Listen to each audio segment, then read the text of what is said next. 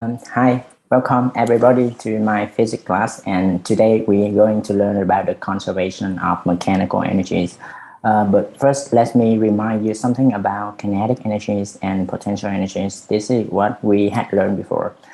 Kinetic energies is the ability to do work due to the movements of a body, and the formula to represent kinetic energy is Ke equal 1 over 2 mv squared. As you can see the picture below, there is a ball at the initial. The ball is at rest, but when the footballer kick the ball gains the velocity, so it has a kinetic energies. The second is the potential energies. The potential energies is the ability to do work due to the position on gravitational field or the deformation of a body compresses or extends spring, for example, but we may just concentrate on gravitational field today. We may need to mention about the deformation of a body in appropriate situation. So the kinetic energies has a formula Pe equal mgh. As you can see the pictures over here, at the initial, the ball has the height h, so it has potential energies. But when the ball roll and hit to the ground, so there is no potential energies anymore because the height is equal 0. Another sector we may need to remind is mechanical energies. So mechanical energies is the energies that can be used to do work and can be calculated by the sum of kinetic energies and the potential energies. And there is the formula to represent a mechanical energies equal kinetic energies and potential energies. So here is the question today. A man lifts up a brick to 10 meters in height and suddenly drops it into the ground. What is the velocity when the brick hits the ground? Firstly, we may need to label the initial stage with number 1 and the final stage represented by number 2. So what is the velocities when the brick hit the ground? To solve this problem, there must be a connection between 1 and 2. And the connections over here is the principle of conservation of mechanical energies. So the principle said that in the absence of friction, the mechanical energies is conserved. So the amount of mechanical energies is always remain constant. To show the principle, there is the formula. Mechanical at the initial is always equal the mechanical at the final. So kinetic energies 1 plus potential energies 1 equal kinetic energy 2 plus potential energy 2. So easily we infer that so we got 1 over 2 mv1 squared plus mgh1 equal 1 over 2 mv2 squared plus mgh2. So this is the formula to represent about the conservation of mechanical energies. So we may need to remember. So back to our question today. So we may enable to analyze a bit. At the initial, the velocity is initial equal 0. So that's why the kinetic energy is equal 0 also. So, but it has y equal y1. So the potential energies at the initial equal mgy1. So we may deduce that the mechanical energies at the initial equal kinetic energies 1 plus potential energies 1 equal mgy1, because again we have no kinetic energies. At the final stage, there is no height.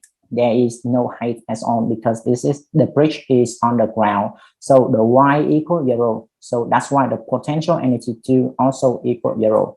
But it has the velocities v2. So that's why the kinetic energy 2 equal 1 over 2 mv2 squared. So easily we deduce the mechanical energy at the final equal kinetic energy 2 plus potential energy 2 equal 1 over 2 mv2 square, because, and again, we have no potential energies at mge. But in reality, there is always exist the air resistance. There is always air resistance always appear. But in this situation, we may ignore it. We can cancel it out because it's negligible. So the conservation of mechanical energies can be applied for this situation. mge equal me1 equal me2. So we can replace me1 by mgy1 and replace me2 by 1 over 2 mv2 square. So easily we got v2 equal the root of 2gy1 equal the root of 2gh. So because h and y1 is the same, because this is the distance between the initial position to the ground. So we may easily get a result 14.14 meter per second. So that's our that's what we need to figure it out. So this is your homework exercise. This is very common, very familiar with the previous questions. A ball is dropped from a height h above the ground. Know the final velocities when the ball hit the ground equals 12 meters per second. Determine the initial height h and speed of the ball when it is at a height y equal 5 meters, and we know the gravitational constant equal 10 meters per second. So let's analyze a bit. Yes, at the initial, there is no initial velocity, so we already know that there is no kinetic energies. Also, we need to figure out the y1 equal 8. At the second stage, we know that y2 equal 5 meters, and we need to figure out the v2. But we have a evidence over here that the velocity when the ball hit the ground equal 12 meters per second. This is the answer. This is my answers, and you can compare with your own result. And just inform me when you have any concern. Okay, lastly, I want to introduce for you a simulation to help you better internalize our knowledge today. This is an energy skate park.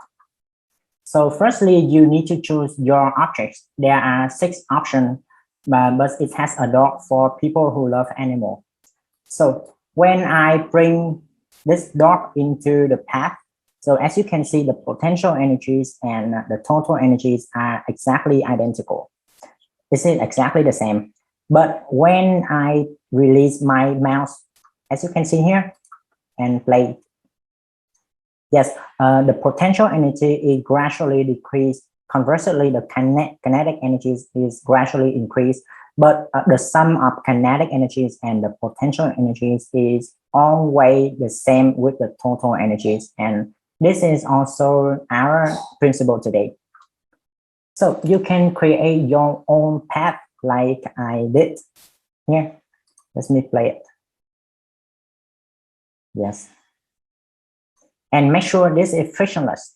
And you are able to adjust the location where you want to put our object. This has Moon, Earth, Jupiter, and custom. When you click a custom, it means you change the gravity. And it also means you change the gravitational constant. So you are unable to change the mass for the people who want to investigate how the total energies depend on mass. So this is all of my lesson today, and thank you very much. Thank you for your pay attention.